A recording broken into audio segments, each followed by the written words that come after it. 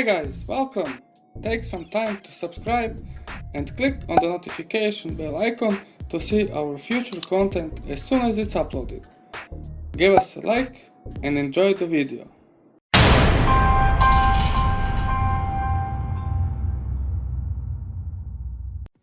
Hello guys, welcome to our new video.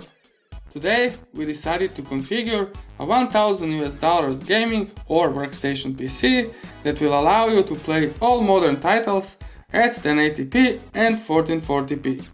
As well, you'll be able to do all sorts of work like video editing, music production, streaming, CAD work, and tons of other stuff. So let's start with the motherboard, as it's the foundation on which all other components connect to.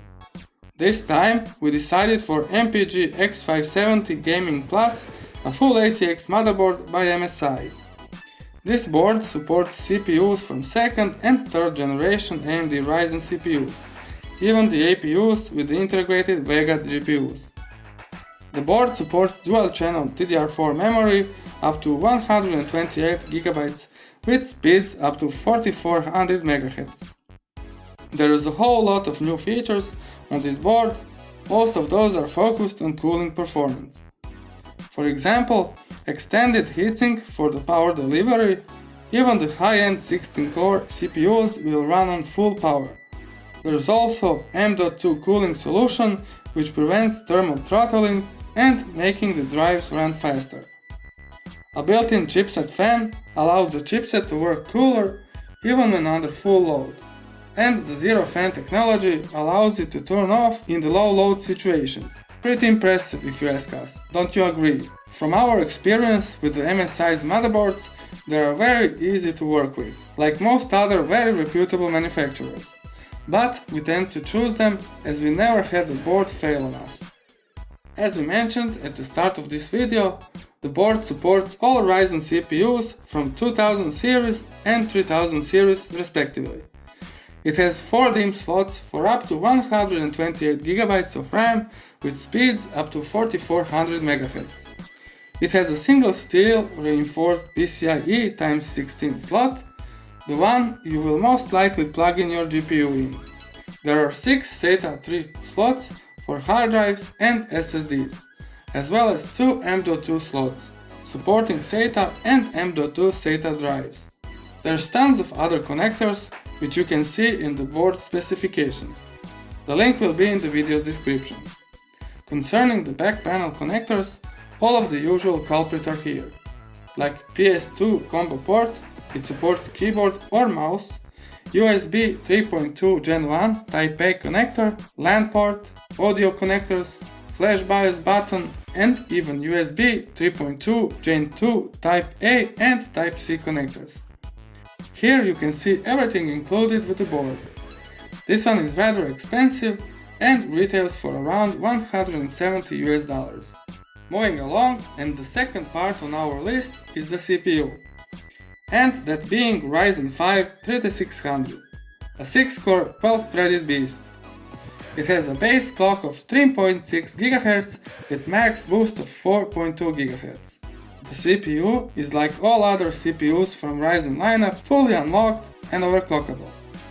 CPU is built in on a completely new TSMC's 7nm FinFET process, allowing it to be thermally efficient with only 65W TDP. The CPU comes with a cooler included, more specifically great stealth cooler that is more than enough to keep it cool on stock frequency and allows it for a mild overclock, which is pretty awesome. You save some cash, which can be invested in some other component. The CPU has improved IPC and overall performance, and it's quite the recommended solution for gamers and content creators alike. You can check out more about this CPU in the link in the video's description. The retail price of this CPU is around $199. As for the RAM, we went with the G-Skills Trident Z, a non-RGB version.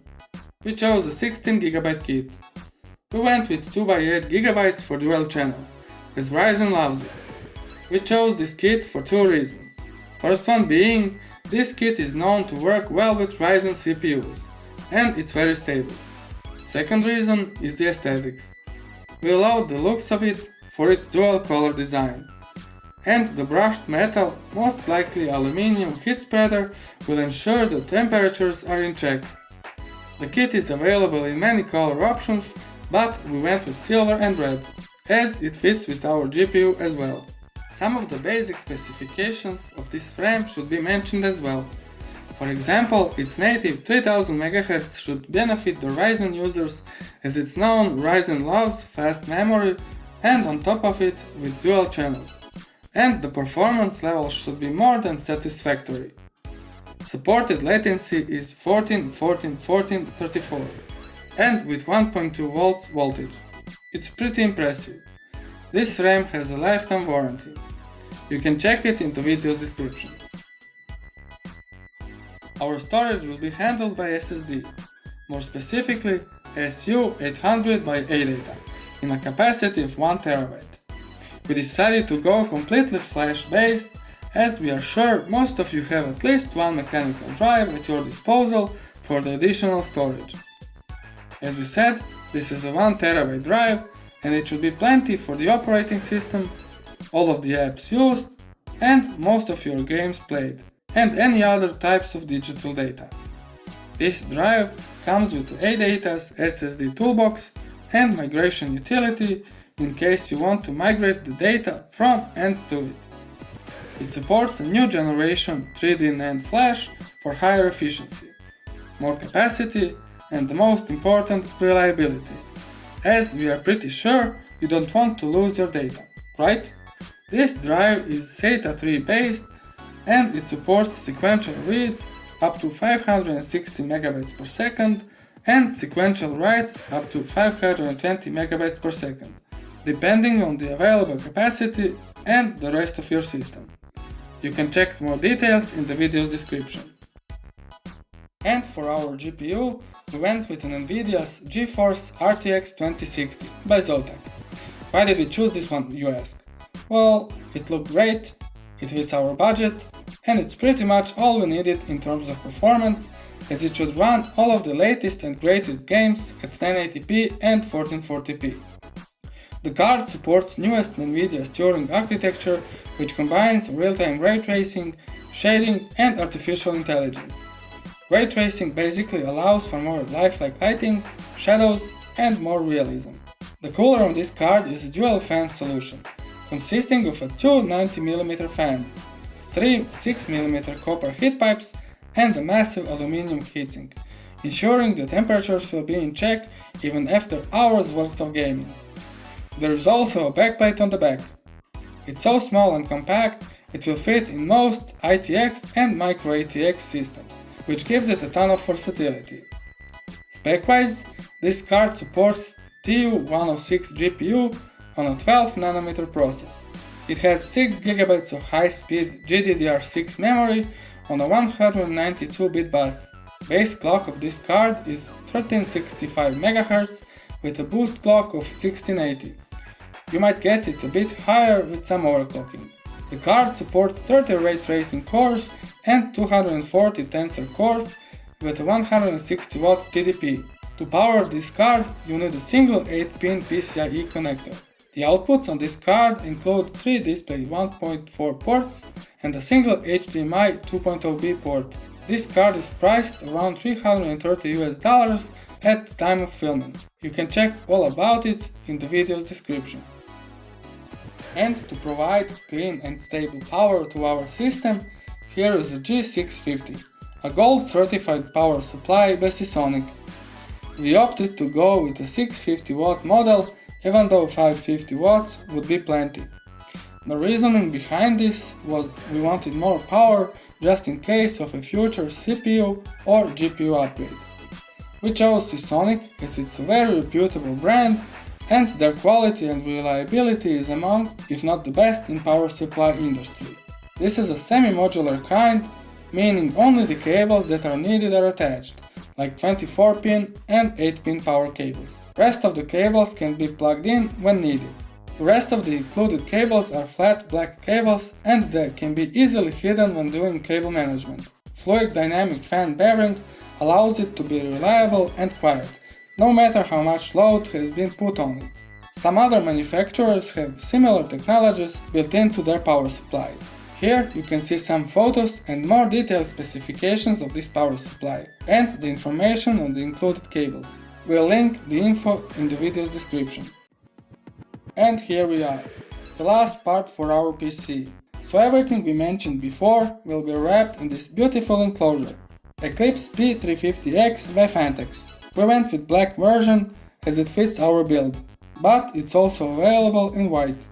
This is a mid-tower steel chassis with a tempered glass side panel. The case supports 2 RGB strips in the front and 1 in the side, and those are compatible with Aura Sync by Asus as well as MSI's Mystic Light. The case bottom and top has dust filters and is compatible with 240 or 280mm radiators for water cooling. And there is only one fan included, so you'll have to take care of the rest. The front panel is optimized for air intake, which is great, and the included I/O is also nice, only lacking USB Type-C, which should be addressed in future revisions. We chose this case for its simple and very sleek design. It's modern and it has just a few RGB details which are not over the top. One of those details we like is the power supply basement for easier cable management. You can check more details in the video's description. And that's about it, guys. This is our pick for a $1000 gaming or workstation PC. In the comments you can share what would you change and why. If you liked the video, toss us a like, share the video and subscribe to our YouTube channel. See ya in the next one. Zenbox out.